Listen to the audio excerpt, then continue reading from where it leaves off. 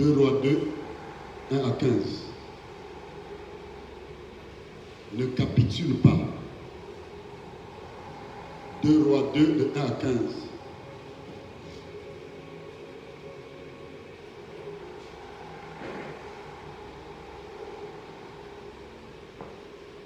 Nous allons prendre encore le livre de Ruth. 2 paragraphes. Ruth chapitre 1er, de 8 à 18.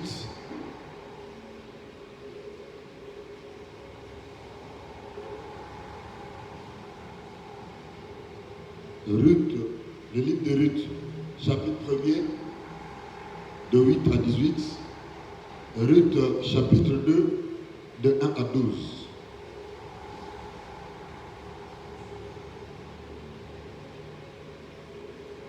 Si nous aurons le temps, nous allons aborder également Jean 5, de 1 à 9. Jean chapitre 5, de 1 à 9.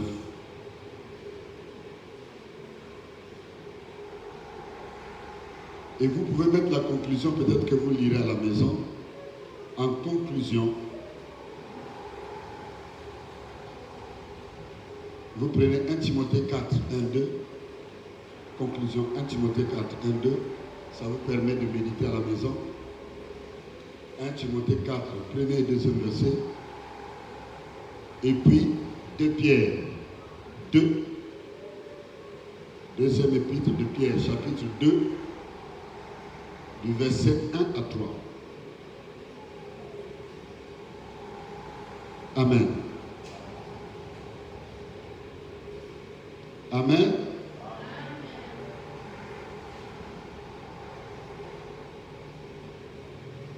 Je voudrais demander à l'Auguste Assemblée, s'il vous plaît, avec tout le respect que je vous dois, que nous puissions nous lever pour la première lecture.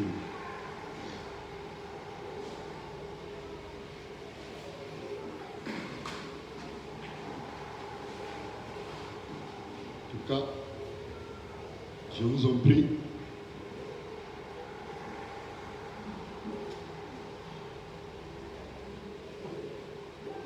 Pour la première lecture, nous allons nous lever par respect pour notre Dieu, par honneur. Nous allons lire la parole de Dieu au nom de Jésus-Christ. 2 Rois 2, de 1 à 15. On va voir si on va arriver jusqu'à 15. Lorsque l'Éternel fit monter Élie au ciel dans un tourbillon, celui-ci partait de Gilgal avec Élisée. Élie dit à Élisée, reste donc ici car l'Éternel m'envoie jusqu'à Bethel. Élisée répondit, l'Éternel est vivant et ton âme est vivante. Je ne te quitterai pas. Et ils descendirent tous deux à Bethel. Les membres de la communauté des prophètes de Bethel sortirent de la ville vers Élisée et lui dirent, sais-tu que c'est aujourd'hui que l'Éternel va enlever ton Seigneur au-dessus de ta tête? Il y répondit, moi aussi je le sais, taisez-vous. Verset 4. Élie lui dit, Élisée, reste donc ici, car l'Éternel m'envoie à Jéricho. Il répondit, l'Éternel est vivant et ton âme est vivante. Je ne te quitterai pas. Et ils arrivèrent à Jéricho. Verset 5. Les membres de la communauté des prophètes de Jéricho s'approchèrent d'Élisée et lui dirent, sais-tu que c'est aujourd'hui que l'Éternel va enlever ton Seigneur au-dessus de ta tête? Il répondit, moi aussi je le sais, taisez-vous.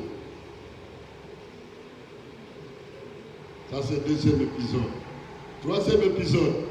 Élie lui dit, Reste donc ici, car l'Éternel m'envoie vers le Jourdain. Il répondit, l'Éternel est vivant et ton âme est vivante. Je ne te quitterai pas. Et ils poursuivirent tous deux leur chemin. Il y eut 50 membres de la communauté des prophètes qui vinrent se poster face à eux deux, à une certaine distance, tandis que même s'arrêtaient au bord du Jourdain. 8. Et il prit alors son manteau. Vous comprenez pourquoi j'ai parlé du manteau? L'enroula et en frappa l'eau.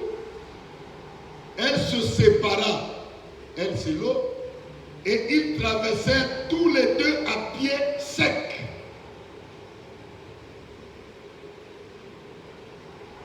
Ça, c'est le 4e épisode ou 3e? 3e épisode.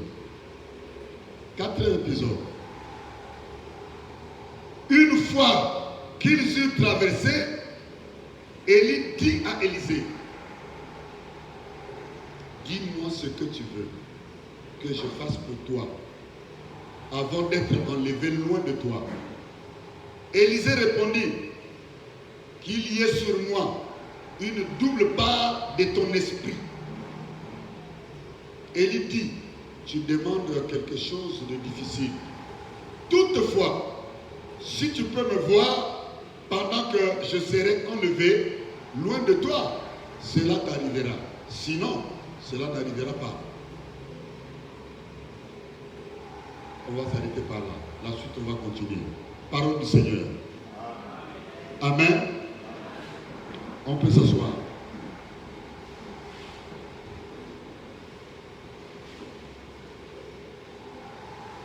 Il s'agit d'Élie et d'Élisée.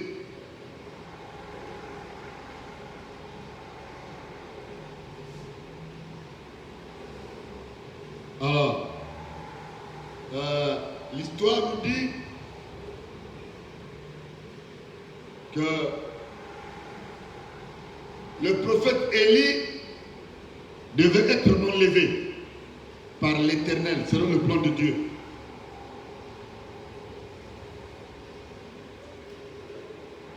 Il devait être enlevé lors de cette mission. D'ailleurs, comme tout homme de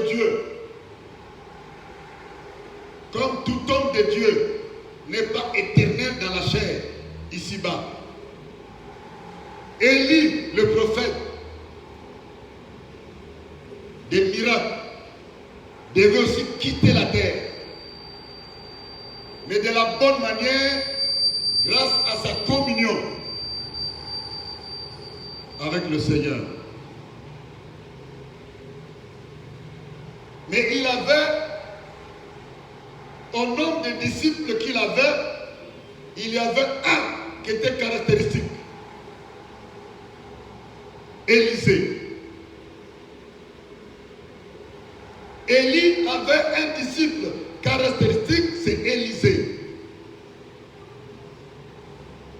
Il s'était décidé de suivre son maître partout où il irait, de le soutenir dans sa mission, partout où Dieu devait l'envoyer. Et pour l'histoire présente, Dieu envoie Élie à Bethel, ayant déjà reçu la révélation que pendant qu'il allait dans cette mission, la mission devait bientôt prendre fin. Sa mission sur terre allait vers sa fin. Comme le Christ savait également. Et il avait averti les disciples à Gethsémane pendant la prière de nuit de demeurer en prière afin qu'ils ne tombent pas en tentation.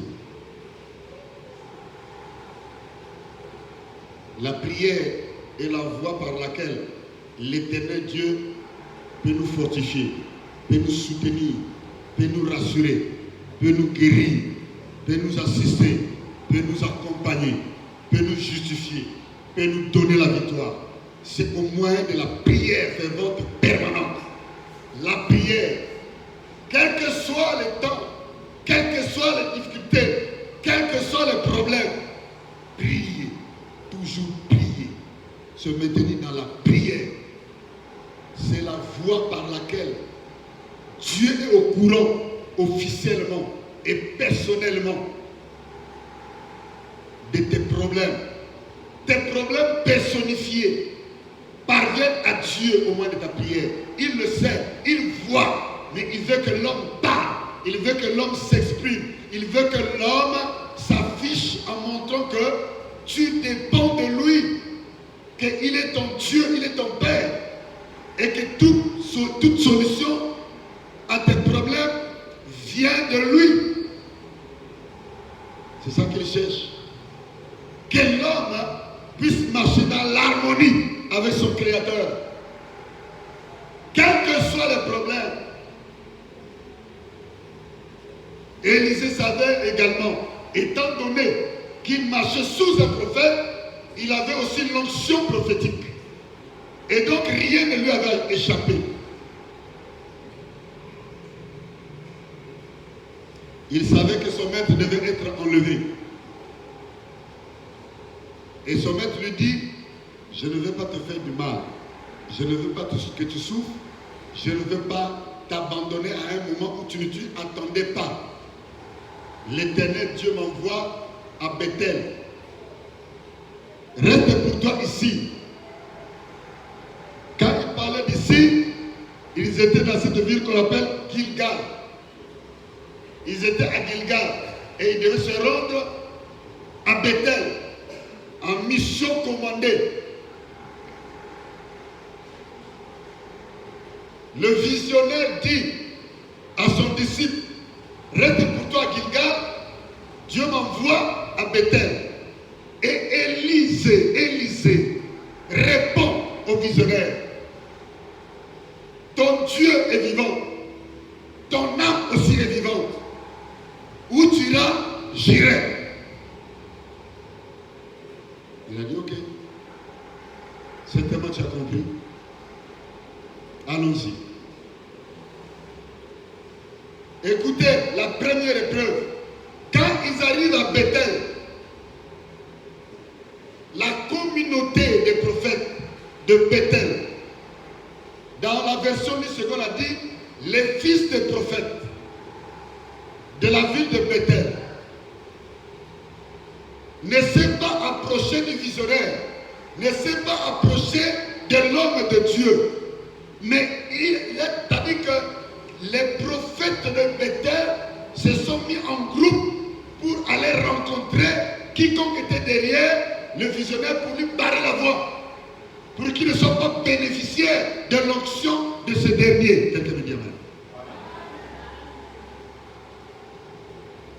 Pour qu'il ne bénéficie pas des services de l'homme de Dieu, que Dieu devait faire passer par cet homme de Dieu. La Bible dit, la communauté des prophètes de Bethel vint vers Élisée et lui dit, sais-tu que ton maître, voyez-vous, ça veut dire qu'ils n'étaient pas de la même communauté. C'est tous des croyants, mais ils n'étaient pas de la même communauté. Comme à Brazzaville, il y a plusieurs croyants et dans plusieurs communautés. Je regrette, je vais le dire, je n'ai pas honte de le dire. À Brazzaville, les églises naissent maintenant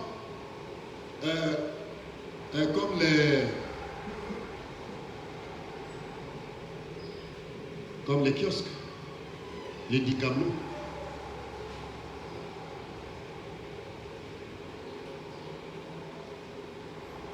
Des personnes non mandatées pensent que c'est une affaire. Ils pensent que c'est une activité lucrative. Soyez sages, soyez intelligents. C'est pour cela que la Bible nous dit, nous parle du renouvellement de l'intelligence.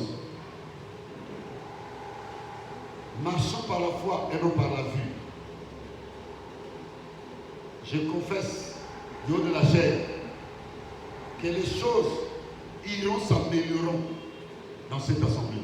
Les choses iront en s'améliorant. Je ne regarde pas ce que je vois plus grand. Alléluia. Parce que c'est Dieu. L'église, c'est l'église de Dieu. Le ministère est là.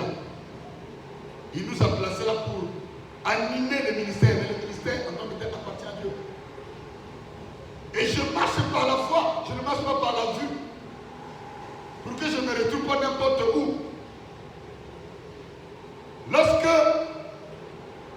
la communauté des chrétiens de Komomatari vous rencontre, la communauté des chrétiens de ton quartier, vous discutez, ils pourraient t'empêcher, ils pourraient vous empêcher, ces chrétiens-là, de demeurer derrière la grâce à laquelle vous avez cru. Quelqu'un veut dire amen? Oui, c'est ça la vérité. Sais-tu que ton maître va être enlevé du dessus de ta tête aujourd'hui? Il dit, taisez-vous. Je le sais, moi aussi. Moi aussi, je le sais. Parce que je suis aussi fils de prophète comme vous. Et je ne suis pas aveugle. Je ne marche pas en regardant aux obstacles. Moi, je marche par la foi. Celui qui marche par la foi ne voit aucun obstacle devant lui. Je voudrais demander à quelqu'un de commencer à marcher par la foi et de ne pas voir, de ne pas gérer les obstacles même physiques qui sont devant toi, les obstacles administratifs qui se placent devant toi, les obstacles de corruption et les obstacles de toutes les barrières de corruption qui se placent devant toi. Pour avoir une bourse, il faut faire ceci, cela. Toi, ne regarde pas cela, ne gêne pas cela, mais toi marche par la foi. Cet obstacle-là devant toi va fléchir.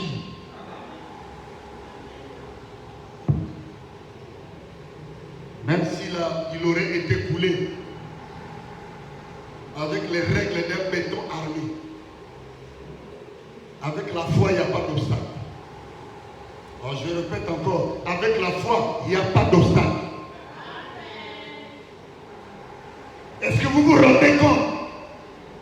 Non, je ne parle pas de Jésus qui a ressuscité Lazare, mais je parle de Paul qui a ressuscité le jeune homme qui est tombé du 3e étage pendant qu'il est en train de prêcher.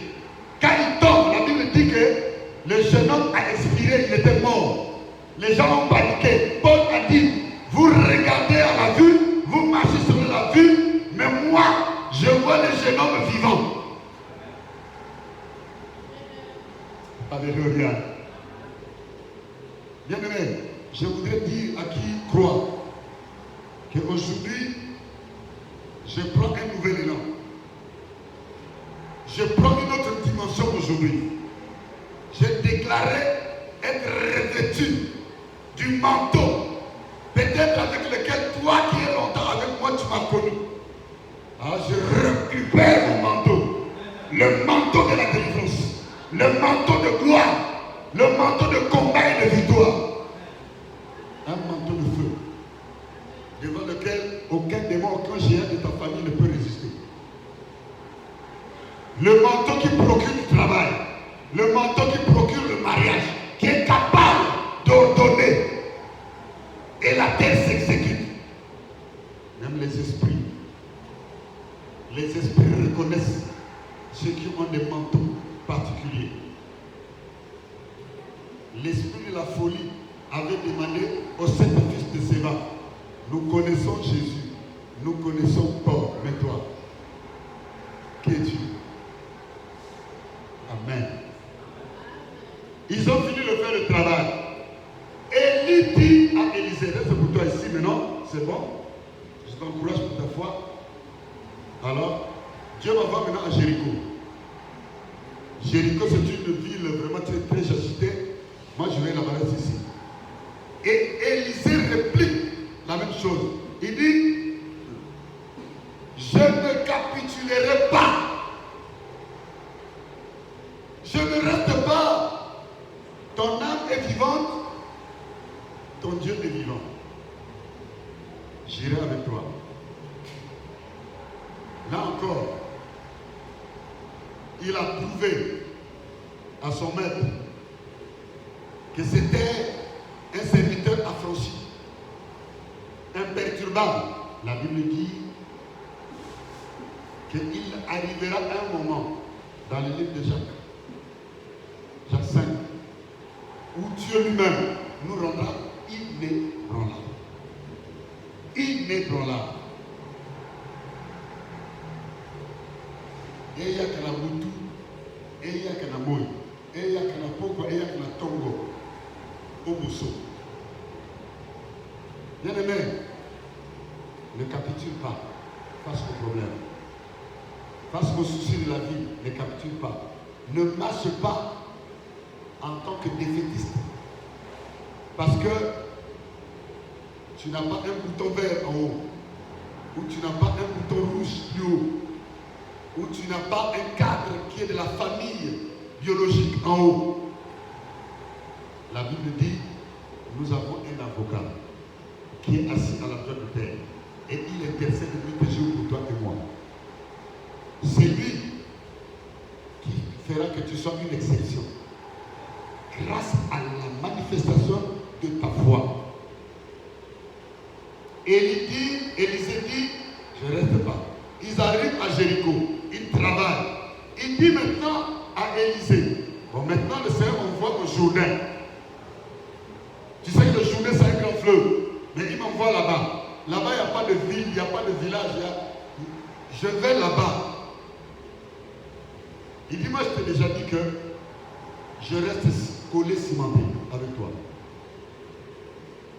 Parce que je reconnais en toi avoir un bon témoignage. Quand tu dis, le ciel exauce, et moi je vais abandonner l'homme comme ça, non, je demeure avec toi. Allons-y. Il a dit, ah, ok. Bien aimé, par l'épreuve, le Seigneur éprouve notre foi. Je reviens.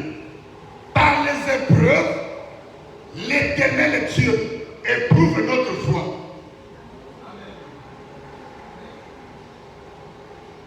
Avant qu'il t'accorde ce que tu désires, il faut que tu harmonises avec lui.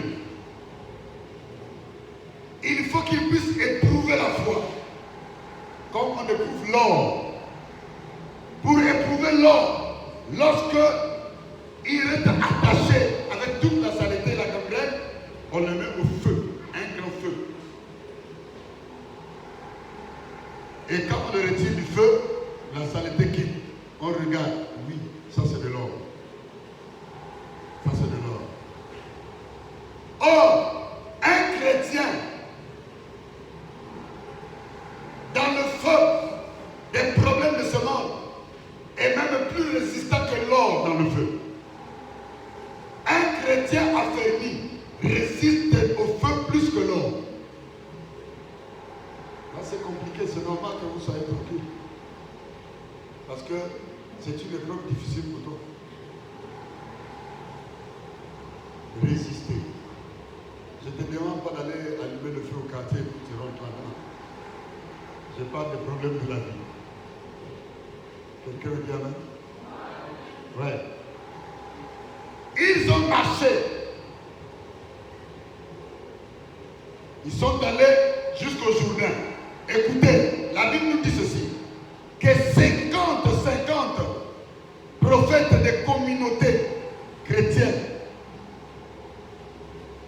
pas d'autres communautés, les chrétiens, bien aimés, eux ils avaient reçu en tant que prophète que Élie devait être enlevé ce jour-là, mais il y avait quelqu'un qui l'avait collé. Deuxièmement, il voulait voir comment la chose devait avoir lieu.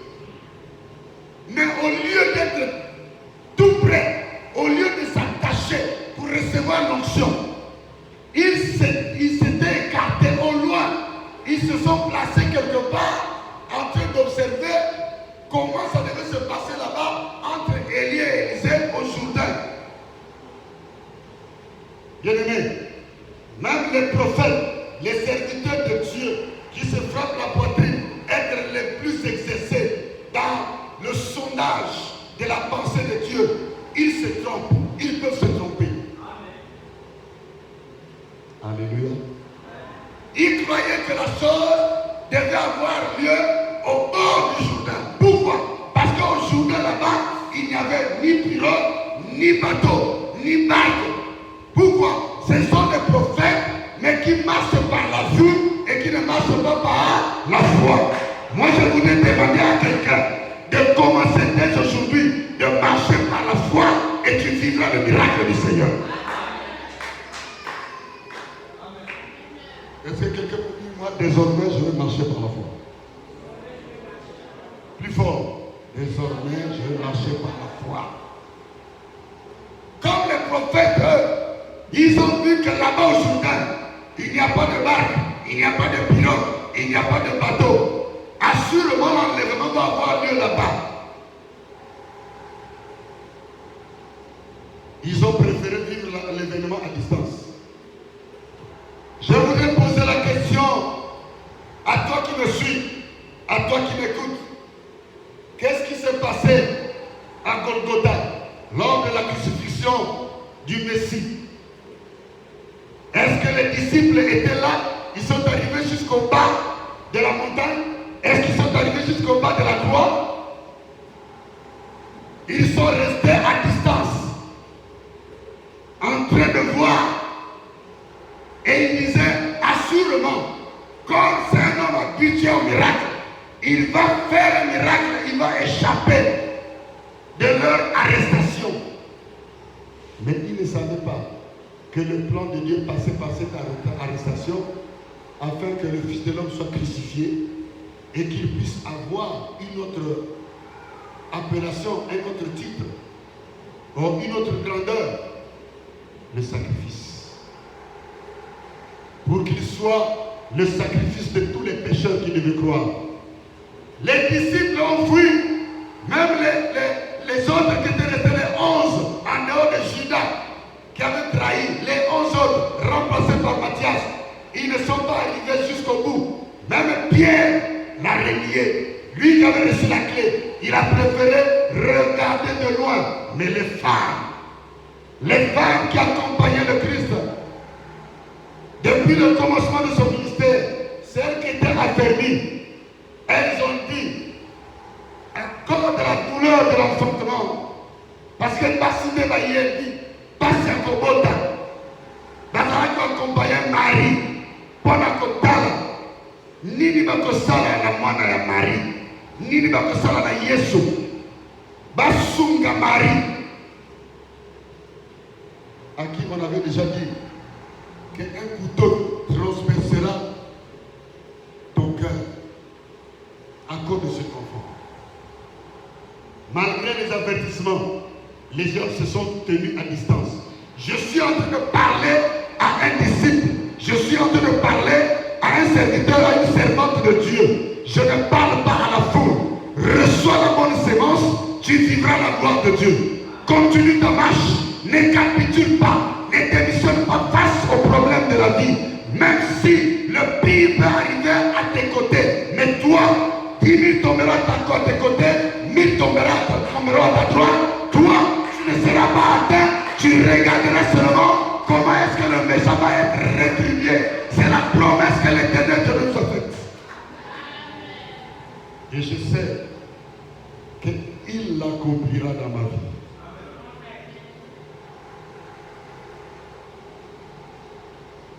Ils se sont tenus à distance.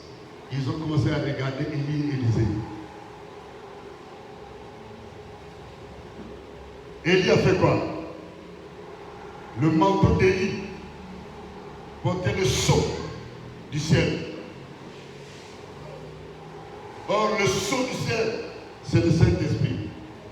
La sainteté s'était attachée au manteau d'Élie, avec plusieurs fonctions.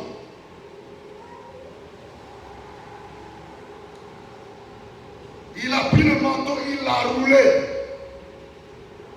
La Bible ne nous a pas dit qu'Élie a crié. Par la foi, il n'a pas vu d'obstacle. Il a frappé les eaux du Jourdain.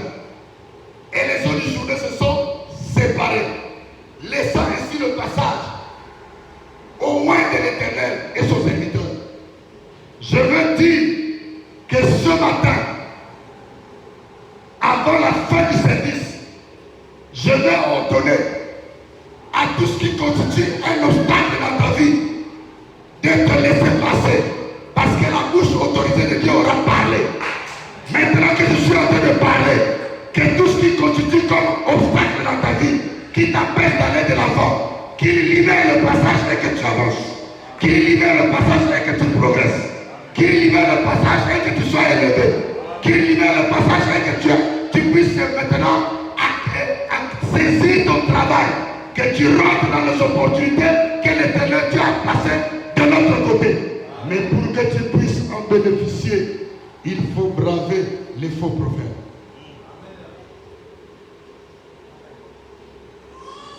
Ils sont nombreux. Aujourd'hui, ils se sont levés partout dans toutes les ruelles, dans les quartiers et toutes les communautés, des dénominations que vous connaissez, vous entendez. On commence maintenant à faire des cellules, des groupes de prière.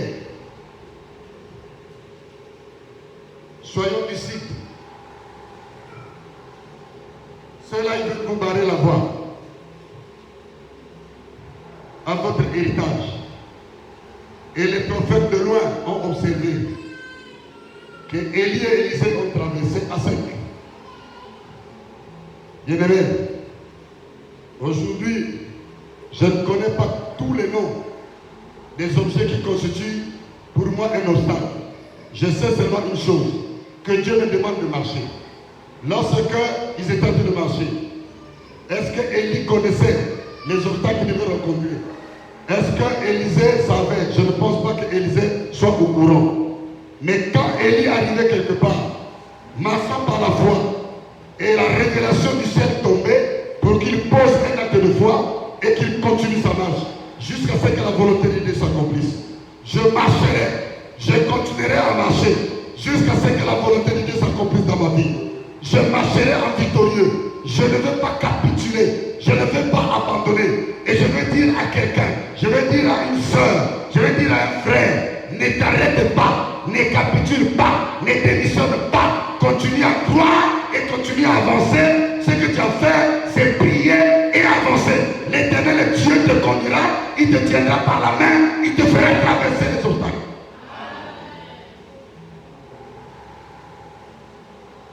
C'est une parole certaine et digne d'être reçue. Et la communauté de 50 prophètes qui s'étaient retrouvés était stupéfaite. Dès qu'ils ont traversé, l'eau a continué, a repris son impétuosité, sa façon habituelle de couler, et ils sont allés plus loin. Dès qu'ils ont traversé cet obstacle, l'Éternel Dieu s'est révélé à Élie pour dire, bientôt tu vas être enlevé maintenant. Mais tu ne peux pas être enlevé sans bénir le fidèle qui est à côté de toi. Celui qui a bravé avec toi tous les obstacles. Celui qui n'a pas géré les ondits. Celui qui n'a pas vu une majorité des prophètes qui lui disaient le contraire de ce à quoi il avait cru. Mais celui qui s'est attaché à la vision à laquelle moi Dieu je l'avais envoyé. Bien-aimé, tu as été envoyé ici afin que tu serves Dieu dans cette vision de compassion. Que personne ne te trompe, que personne ne t'arrête, que personne ne te détourne, que personne ne détourne ta foi, que personne ne te fasse chuter.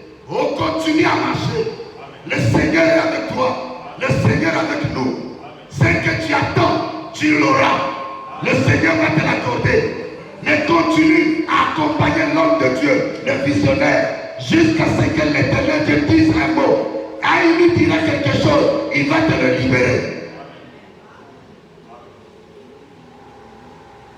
Le manteau que j'avais porté ce jour-là, Bénédicte, lorsque tu t'inquiétais de la naissance de ton premier gosse, papa, je ne sens rien, je suis inquiète, je commence à dépasser les limites. Le manteau que j'avais porté ce jour-là m'a poussé à déclarer une parole. Et j'ai dit que le temps et l'heure de la libération de ta délivrance est arrivé. Aujourd'hui, l'Éternel Dieu va intervenir. Lorsque Bénédicte est arrivé à la maison, est-ce que tu avais dormi à la maison? Non. Elle s'est rendue tout de suite. Les douleurs, les contractions, les douleurs d'enfantement ont commencé à se multiplier. Et elle a dit, je ne peux plus rester à la maison. Je crois à la parole que l'homme de Dieu a libérée. Je vais à l'hôpital. Et quand elle est arrivée à l'hôpital, ça n'a pas tardé. Elle a couché. Le manteau que j'avais revêtu le jour où j'avais dit à ta grande sœur, Kanita, que le Seigneur m'a montré qu'avant que tu accouches, tu seras dans la salle d'opération. L'objet, c'était tué, et toi et l'enfant. Mais l'Éternel m'a transporté en esprit dans la salle. Je t'ai appelé. J'ai dit, Kanita, l'enfant, il est sorti. Toi, si tu sors, tu ne restes pas ici. Kanita est en vie, l'enfant est en vie. Alors qu'avant ça, elle a eu 3 décès, 3 fausses couches, où l'enfant naît et aussitôt meurt. Ou avant de naître dans le sein de la mère, l'enfant meurt. Bien-aimé, ne banalisez pas les hommes de Dieu qui ont un bon témoignage et qui ont l'onction divine. Ceux qui ont reçu l'onction du ciel.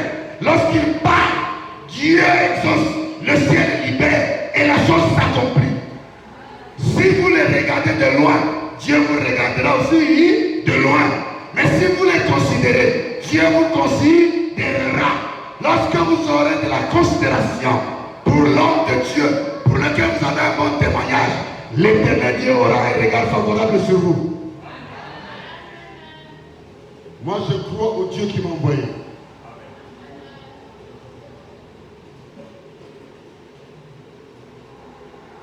Lorsque Ndongo Daniel est arrivé, désespérément, avec les esprits de mort,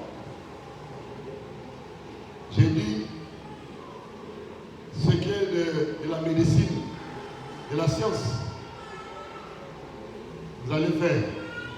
Mais ce qui est spirituel, c'est le domaine que l'Éternel Dieu nous a donné. Nous allons travailler. On a multiplié les nuits de prière. Quand vous êtes sincère, Dieu vous accompagne. Mais quand vous êtes hypocrite, vous terminez mal. Parce que Dieu ne marche pas avec les hypocrites. Aujourd'hui,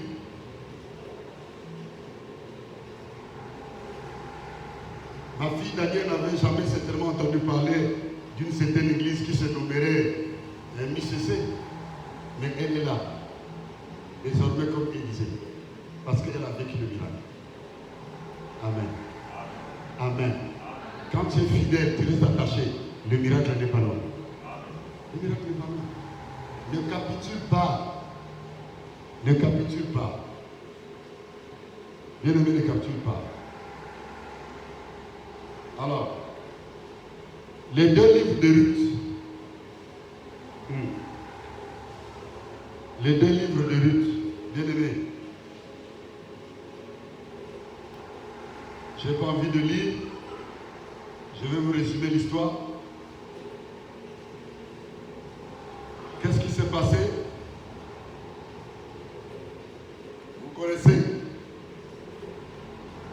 ce qui s'est passé. Alors, Naomi, dans des circonstances données, s'est retrouvée dans un pays loin de chez elle. Mais quand elle arrive, c'est un pays qui était sous malédiction. maudit par Dieu. Écoutez,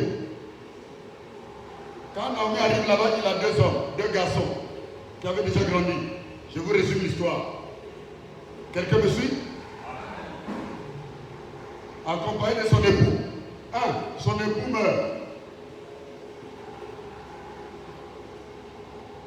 Elle reste veuve avec deux enfants, deux grands garçons.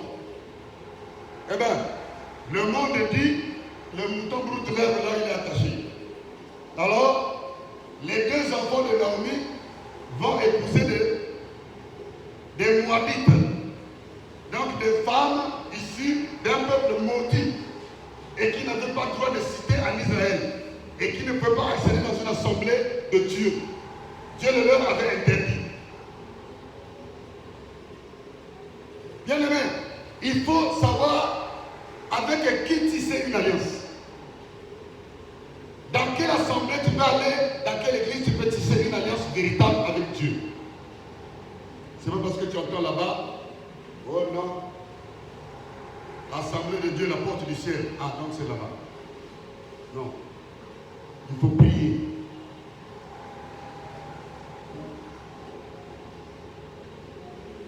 Les deux, il y avait une Orpa et l'autre stérile qui se sont mariés l'une et l'autre aux enfants de Naomi. Ils ont vécu un temps, écoutez bien, ils n'ont eu ni l'un, ni le grand frère, ni le petit frère, personne n'a pu avoir un enfant. Si tu me suis dit amen. Personne n'a eu un enfant, ni le grand frère, ni le petit frère.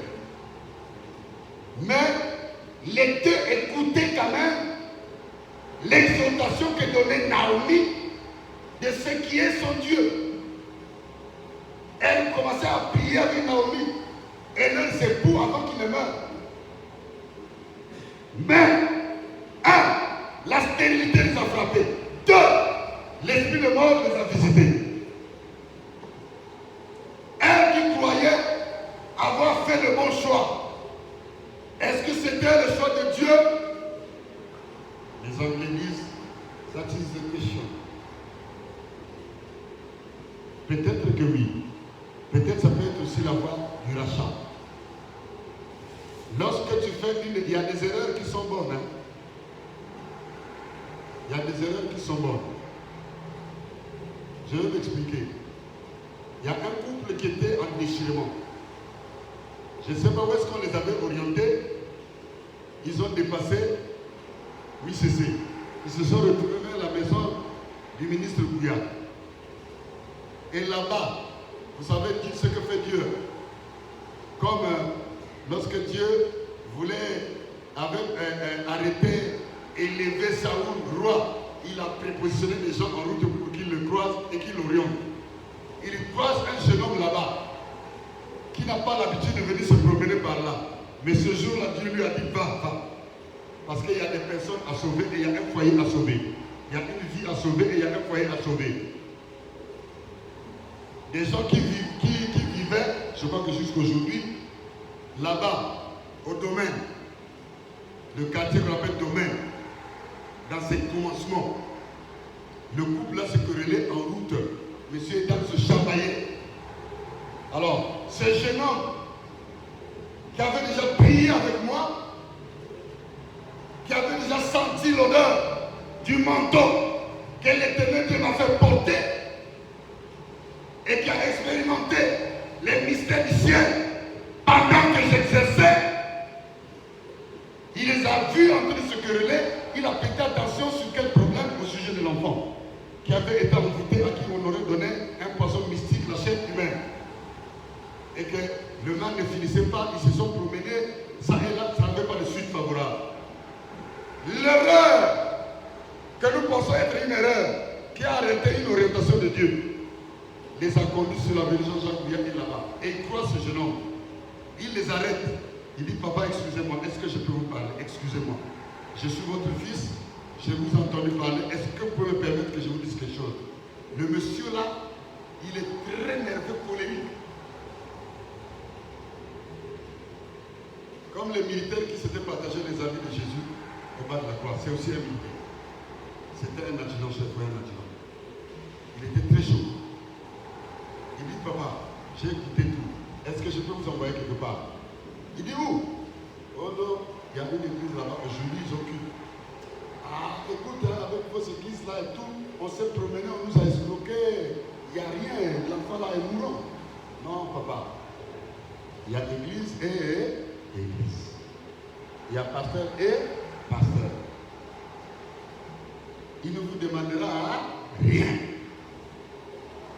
Il a commencé à l'exhorter comme ceux qui avaient accompagné Naaman le Syrien ont commencé à exhorter le général.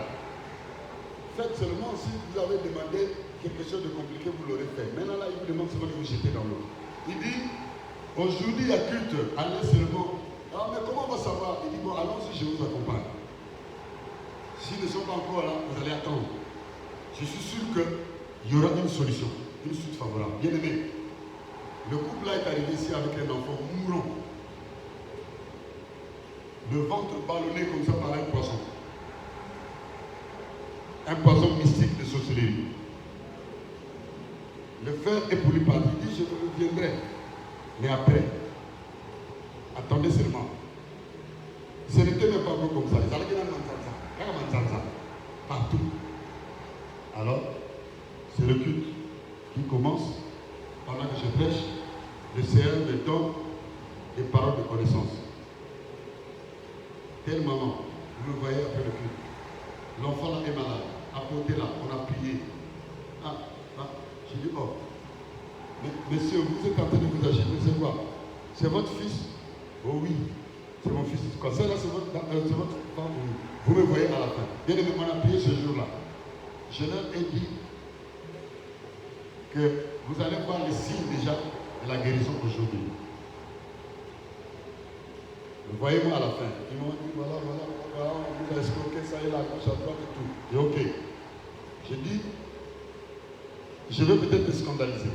Il dit, c'est quoi? Si vous avez 1500, allez m'acheter l'huile d'olive à la boutique qui est à côté. Vous-même, allez acheter.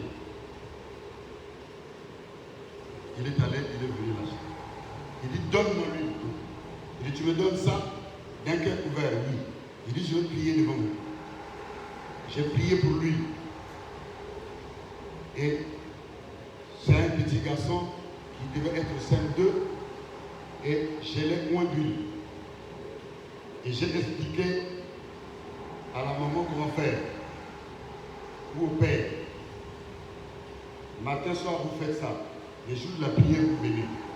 Je vous donne seulement 2 ou 3 séances, ce sera fini. Ils ont fait ça. C'était un mercredi, vendredi, ils sont venus. L'enfant commençait à courir. Les fièvres ne montaient plus. Le dimanche, c'était la dernière prière. Et la semaine qui a suivi, ils étaient venus jusqu'à un mercredi, ils ont dit, amenez l'enfant. Non, l'enfant a commencé à reprier avec les cours. Il est totalement guéri. Ça va. Et il a dit ceci, le monsieur, écoutez bien. Il a dit ceci, papa, vous ne nous avez rien demandé. Vous m'avez juste demandé d'aller payer. Même si c'est à l'hôpital, on devait toujours faire une ordonnance. Mais vous n'avez rien pris de nous. L'enfant est totalement guéri. Désormais, nous sommes membres de cette église. Je suis désormais ton fils dans la foi. Et ma femme, votre fille dans la foi. Entre-temps, on les a réconciliés parce qu'ils étaient en déchirement. C'est dit encore de la femme que l'enfant avait eu ça. Entre guillemets. Donc, désormais, on est ici. Ces jours-ci, si vous ne me voyez pas, ne vous en faites pas. J'ai honte de venir ici sans apporter quelque chose comme action de grâce. Je vais tout faire. Je vais amener, je vais rassembler plus de moyens pour que j'amène ne fût-ce que 10 chaises. Ne fût-ce que 10 chaises. Il faut que j'ajoute au moins 10 chaises. Je dis, il n'y a pas de problème, c'est votre engagement. Merci beaucoup, papa. Bon, moi c'est tel. Ok, merci. Il est parti. Depuis qu'il était parti, je crois, aujourd'hui ça peut faire même 4 ans. Il n'a pas encore trouvé l'action de grâce. Et on ne voit ni sa femme, ni lui-même, ni l'enfant. Amen. Amen. Mais le manteau de l'homme de Dieu était terminé. Pour leur guérison et pour sauver même le foyer. qui était en déchirement. Bien aimé, si vous tombez entre les mains d'un oin, vous recevez l'onction. Et dans cette onction, il y a tout ce que vous cherchez. Amen. Dans cette onction, il y a tout ce que vous cherchez. Dans le livre de Ruth, Naomi dit à ses deux belles-filles, allez-y, retournez chacune dans la famille de votre mère, que l'Éternel agisse avec bonté envers vous, comme vous l'avez fait envers ceux qui sont morts et envers moi. Que l'Éternel fasse trouver à chacune de vous du repos dans la maison d'un mari. Puis elle les embrassa. Elles se mirent à pleurer tout haut et lui dirent, non, nous irons avec toi vers ton peuple. Naomi dit, retournez chez vous, mes filles, pourquoi viendrez-vous avec moi? Suis-je encore en état d'avoir des fils qui puissent devenir vos maris? Retournez donc chez vous, mes filles, allez-y. Je suis trop vieille pour me remarier. Et même si je disais, j'ai de l'espérance, même si cette nuit j'étais avec un homme et que je mette au monde des fils, attendrez-vous pour cela qu'ils aient grandi? Refuserez-vous pour cela de vous marier? Non, mes filles, car à cause de vous, je suis dans une grande amertume, parce que l'Éternel est intervenu contre moi. Elle se remit à pleurer tout haut. Orpa embrassa sa belle-mère, mais Ruth lui resta attachée. Naomi dit à Ruth, tu vois, ta belle-sœur est retournée vers son peuple et vers ses dieux. Retourne donc chez toi comme elle. Ruth répondit, ne me pousse pas à te laisser et à repartir loin de toi. Où tu iras, j'irai. Où tu habiteras, j'habiterai. Ton peuple sera mon peuple. Ton Dieu sera mon Dieu. Où tu mourras, je mourrai et je serai enterré. Que l'Éternel me traite avec la plus grande sévérité, si autre chose que la mort me sépare de toi. La voyant décidée à l'accompagner, Naomi cessa d'insister auprès d'elle. Amen. Amen. Naomi a dit, repartez vers vos parents, vos familles, vos mères, vos pères, et que l'Éternel Dieu, elle a élevé la prière, que le Seigneur fasse trouver grâce dans le foyer d'un mari, parce qu'elles étaient en besoin de trouver le mariage. Elle a prié par rapport à ça.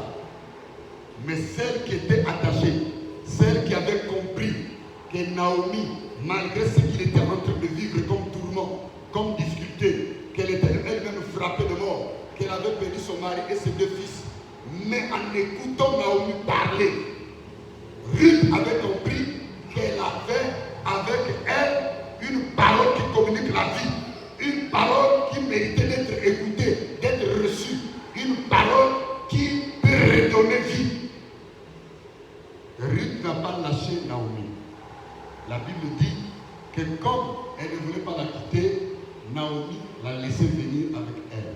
Et quand elles sont arrivées à Bethléem, la ville du pain, la ville était en émoi, ont acclamé leur arrivée, les gens étaient dans la joie. Et c'est là-bas, dans cette ville, que sous l'orientation de Naomi, toujours, Ruth va se retrouver dans un champ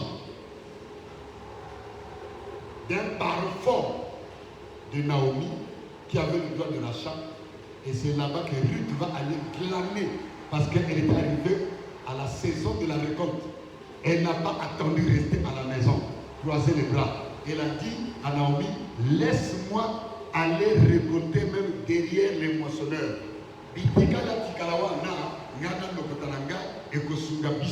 Elle travaillait. Et au moment où elle était dans le champ, ça c'est le chapitre 2, que je vous ai donné, le propriétaire du champ, Boaz, est arrivé. Quand il arrive, il regarde, les gens étaient quelque part en train de travailler et il voit une dame au loin là-bas, une jeune femme au loin qui était courbée.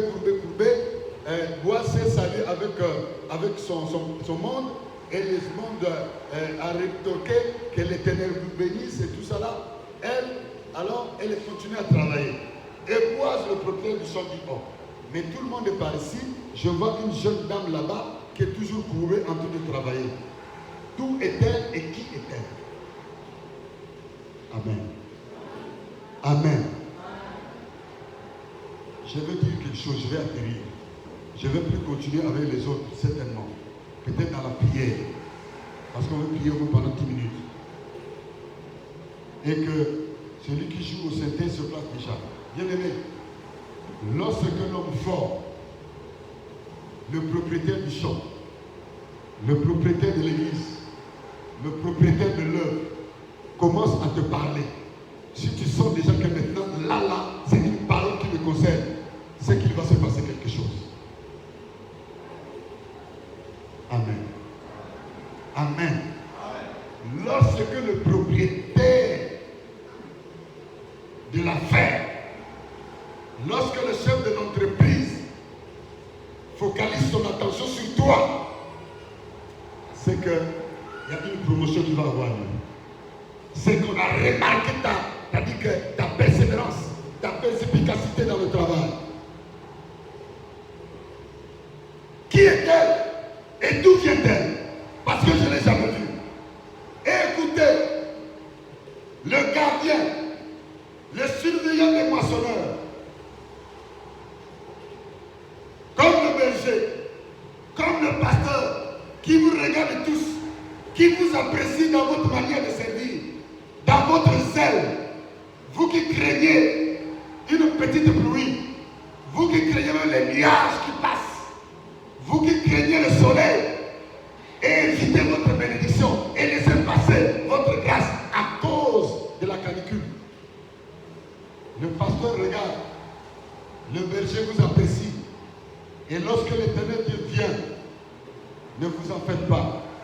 Lorsque nous sommes enfants de lui, les premiers noms quand nous prions pour l'église, qui nous vient à l'esprit, c'est le nom de ceux-là et de celles-là qui sont persévérants. Ceux-là qui persévèrent, les noms-là nous reviennent tout de suite. Pas celles qui paraissent. On ne vient pas à l'église pour paraître. On ne vient pas à l'église pour montrer on sait quoi. Mais on vient pour travailler, pour œuvrer. On ne vient pas pour se mettre juste à table et manger. Une fois qu'on a fini de manger, tu ne débarrasses rien. Et le voilà, tu te lèves, tu vas te laver les mains et tu es parti. Sans même dire merci. Sinon le merci là, on te le force pendant la prière. Dieu n'a pas son attention focalisée sur ce genre de croyants, sur ce genre de personnes. Dieu a son attention portée sur ceux qui sont violents. Ce n'est pas toi qu'il pleuve, qu'il vente, qu'il neige. Tu es à ton poste là-bas, là où tu travailles. Ton digablo, tu prends même un parapluie, tu mets là. Il pleut, mais tu es là debout, tu attends les derniers clients. Les 17 heures. Et tu laisses passer ta grâce. Dieu a le regard fixé sur ceux-là qui ne se laissent pas freiner par les derniers clients des 17 heures. Dieu n'a pas le regard fixé par ceux-là qui se laissent arrêter par le soleil, par la chaleur. Dieu n'a pas son regard fixé sur ceux-là et qu'une légère pluie ou même la simple menace fait déshabiller et s'assoit. Même quand la pluie s'arrête à 17h15, je me suis déjà échangé, je ne vais plus.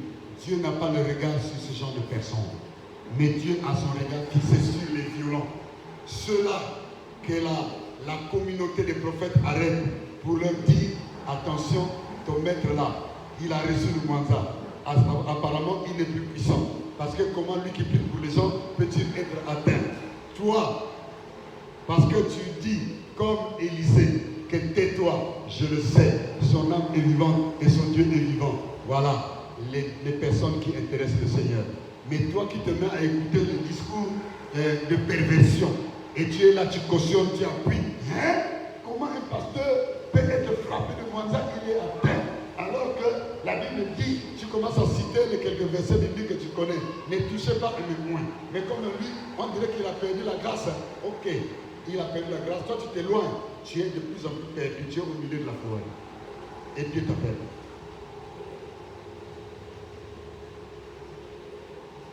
Dieu appelle quelqu'un. La Bible nous avertit sur la pression très forte des esprits séducteurs qui sont rentrés dans l'église. Alors, je ne parle pas seulement de la séduction des femmes. Je parle de la séduction des hommes de Dieu qui savent parler, qui parlent mieux que nous, qui racontent des choses et qui sont capables même de lire les pensées des gens, ou qui sont capables d'entrer dans une sorte de psychologie et vous disent certaines choses comme étant des prophéties alors que c'est des imaginations. Alors, je crois que quelqu'un a déjà trouvé la tête parce qu'il a déjà commencé à prier pour dire que non, je ne veux plus marcher selon la vue, mais je veux marcher par la foi. Je ne veux plus gérer les ondits. Quelqu'un te dit que je ne veux plus gérer les ondits. Quelqu'un te dit que plus personne ne va me déconnecter de mon visionnaire que l'Éternel Dieu a envoyé. Parce que assurément, il a placé l'onction de ma guérison et de ma délivrance dans notre Seigneur.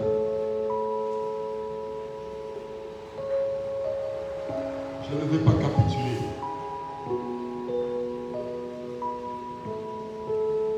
Par ma bouche, Dieu te dit, ne capitule pas. Ne te laisse pas si facilement paniquer. Ne te laisse pas si facilement paniquer. L'Éternel Dieu est là. C'est lui qui envoie ses serviteurs.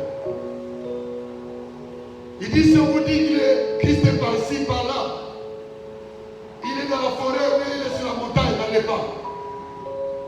Mais on reconnaîtra l'arbre par ses fruits.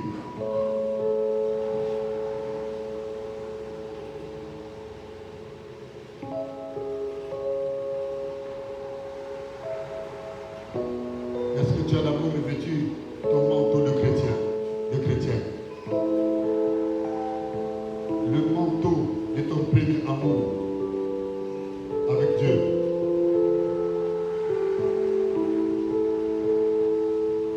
Lorsque tu t'es convaincu de venir à Dieu, quelle était ta disposition intérieure? Lorsque tu as vécu le miracle,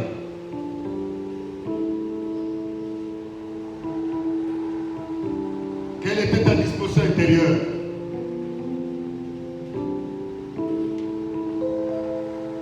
Porte ton manteau de chrétien, de chrétienne. Alléluia. Moi j'ai revêtu mon manteau. Dans la piscine de Bethesda, selon Jean 5, il y avait plusieurs malades. Il y avait des boiteux, des aveugles, plusieurs infirmes, des lépreux assurément, et plusieurs